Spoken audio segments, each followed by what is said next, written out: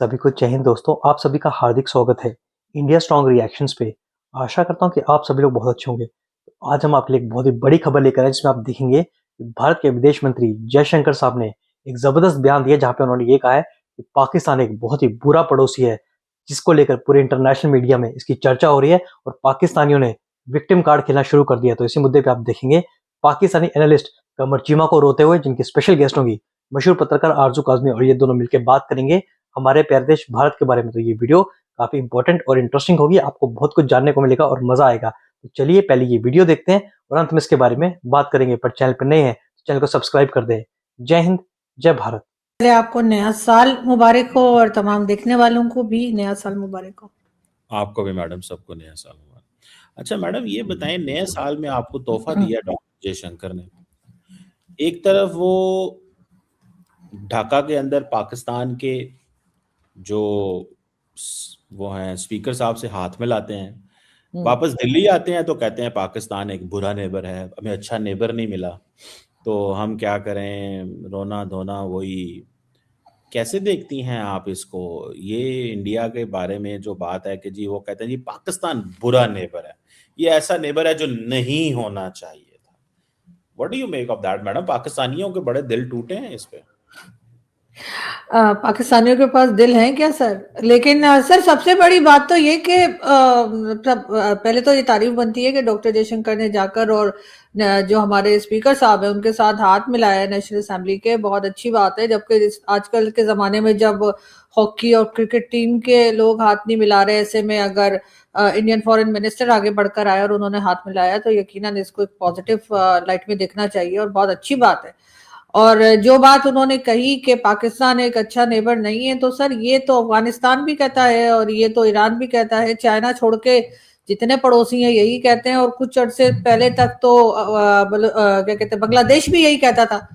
बांग्लादेश भी हमसे नाराज था, बांग्लादेश की भी वो डायरेक्ट फ्लाइट्स वगैरह सब कुछ किस लिए बंद थी? इसलिए कि हम बहुत अच्छे लगते थे उनको। वो तो अभी एक है कि उनको ऐसा लगा कि भाई अचानक से ही हमारे लिए मोहब्बत जाग गई है उनकी, वरना तो पहले अगर इतना प्यार होता और इतने हम लाडले होते तो बांग्लादेश अलग ही क्यों होता? जाहिर है बांग्लादेश के लिए भी हम अच्छे साबित नहीं हुए थे, इसीलिए वो हमसे अलग हो गए और फिर सालों साल उन्होंने हमसे बात नहीं की और या हमारे साथ उस तरह से टर्म्स नहीं रखे। इसी तरीके से अफगानिस्तान ने भी सर जो है वो अपनी तरफ से जो बॉर्डर है वो बंद कर दिया है। हमारे यहाँ लोगों के बिजनेसेस खराब हो गए हैं। मैं भी 2 दिन पहले लाहौर गई हुई थी, तो वहां पर किसी मॉल से मैं वापस जा रही थी अपने होटल, तो जो ड्राइवर था वो बता रहा था वो काड़ा का था और उसका ये कहना था कि वहां पर आलू की फसल जो है वो पहले किसी जमाने में जो है वो 5 से 7 हजार मन आलू जो है वो बिक जाता था उसका उन लोगों का। और अब जो क्योंकि अफगानिस्तान की बॉर्डर बंद है तो कह रहे कोई 700 में लेने को तैयार नहीं है। तो लोगों के तो जाहिर है बिजनेसेस भी खराब हो रहे हैं और उसकी वजह यही है कि कोई पड़ोसी कंट्री जो है हमारे साथ ताल्लुकात रखने को या हमसे बात करने को या हमें हमारे साथ चलने को तैयार नहीं है। वरना भारत को तो आप कह सकते हैं नहीं, वो तो हमारी बुराई करते रहते हैं या हम उन्हें अच्छे नहीं लगते। 1947 से यही चलता चला आ रहा है सिलसिला। तो सर बाकी सबको क्या हुआ चाइना छोड़ के? वैसे तो बेचारे शी जिनपिंग भी चुप बैठे, उनकी तो खुद समझ में नहीं आ रहा। हमने उनके इतने डॉलर ले लिए हैं कि अब बेचारे कुछ हाँ करने और ना करने के काबिल ही नहीं छोड़ा हमने, और सीपीसी भी कंप्लीट नहीं किया। तो सर मेरा ख्याल है डॉक्टर जयशंकर ने ऐसी बात जो कही है तो सर वो पहली बार तो नहीं कहा, भारत तो बहुत बार कह चुका है कि पाकिस्तान एक अच्छा पड़ोसी नहीं है। पाकिस्तान क्या से हमारी तरफ ये होता है वो होता है, टेररिज्म होती है, पता नहीं क्या क्या सर वो लोग कहते रहते हैं और हम एक कान से सुन के दूसरे कान से निकाल देते हैं। तो अगर हमने अपना एक कान से सुन के दूसरे कान से ना निकाला होता और उस बात को सुन लिया होता तो शायद बहुत सर हालात बदल सकते थे अगर हमने बदलने की कोशिश की होती। मैडम एज यूजुअल आपने अपना स्क्रिप्ट वही रखा जो आप रखती होती हैं, ठीक है। उन्होंने कहा नहीं नहीं नहीं नहीं, कसूर पाकिस्तान का, किसी का कोई कसूर नहीं। अगर आलू नहीं ना जा रहे वहां पे पाकिस्तान में, वो आज मैं देख रहा था पिछले साल 700 दहशतगर्दी के हमले हुए हैं, कोई 4-5 हजार से ज्यादा बंदा मरा है। उन्होंने कहा नहीं कसूर पाकिस्तान का। आलू काबुल नहीं पहुंचे, कसूर पाकिस्तान का है। काबुल से दहशतगर्द आएंगे, कसूर पाकिस्तान का है। मतलब ये बड़ा कन्वीनियंट है, अच्छा लगता है, मतलब मजा आता है लोगों को। ये चीज कहना कसूर पाकिस्तान का है। वो डॉक्टर जयशंकर मतलब उनका तो कुछ है ही नहीं है, उनकी तो कोई मतलब वो तो बहुत ज्यादा दूध से धुले हुए हैं, आराम से बैठे हुए हैं बड़े। उनका वो जैसे एक नन्ना काका सुबह सुबह माँ तैयार करती है ना अच्छे साफ कपड़े पहना के, वो तो इंडिया तो ऐसे बैठा होता है, पाकिस्तान जाके उसको खराब कर देता है। मैं तो मतलब ठीक है, हर बंदे की आपकी राय है। नहीं आपकी सर, राय देखें सर, देखें, मैंने ऐसा तो नहीं कहा कि सब लोग दूध के धुले में हैं और कुछ है ही नहीं, लेकिन बात सारी ये है कि पहली बात तो ये कि जैसे कहते हैं ताली एक हाथ से नहीं बजती, चले वो भी हो जाता है, लेकिन सर साथ ही साथ आप जिस जबान में बात करेंगे आपको उसी जबान में जवाब मिलेगा ना। ऐसा तो नहीं है कि दूसरा आप यहाँ से जाकर कुछ लोग चाहे वो नॉन स्टेट एक्टर्स के नाम पर या किसी नाम पर गड़बड़ होती रहेगी और दूसरा बैठा रहेगा। चले भारत की तो आदत है ना, वो तो हमें इल्जाम देते ही रहते हैं, हालांकि हम लोग तो बहुत ही मासूम लोग हैं, हमारी तो चेहरे से ऐसे नूर टपक टपक टपक के सर सारा ही टपक गया। लेकिन सर उनका क्या, अफगानिस्तान वालों का, वो क्यों ऐसी इस तरह की हरकतें कर रहे हैं? वो क्यों पाकिस्तान से कह रहे हैं कि जी यहाँ से टेररिज्म हो रही है, जी ये हमें तंग करे? उन्होंने तो सर बॉर्डर बंद करके ताला लगा के और चाबी कहीं समंदर में फेंक दी, मैंने सुना है। तो सर ऐसा वो लोग क्यों कर रहे हैं? कभी पाकिस्तान ने सोचा है इस तरफ के तमाम पड़ोसी क्यों नाराज है? चले एक हो जाएगा, आपके कुछ दोस्त होते हैं, अगर किसी दोस्त से लड़ाई हो जाए तो कहते चलो एक दोस्त से लड़ाई हो गई, दोस्त से हो गई, सारे के सारे दोस्तों से लड़ाई होगी, ऐसा कैसे हो सकता है? तो सर कहीं अपने आप को भी तो देखना ही पड़ेगा ना। और आप जैसे कहते हैं कि वो विक्टिम कार्ड खेलना बंद कर दें, दहशतगर्दी हमारे यहाँ हो रही है, सब कुछ हमारे यहाँ गलत हो रहा है।